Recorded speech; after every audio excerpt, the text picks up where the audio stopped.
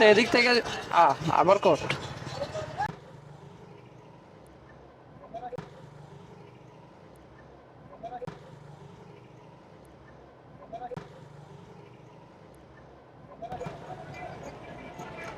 ওই দিন কেন ট্রেনের লাইন কেটে গেল?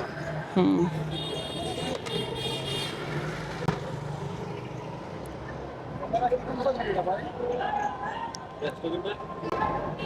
জি জি, ক্যামেরা কি কোম্পানির? এটা হচ্ছে DJI অ্যাকশন 5 প্রো। কত নিচ্ছে দাম?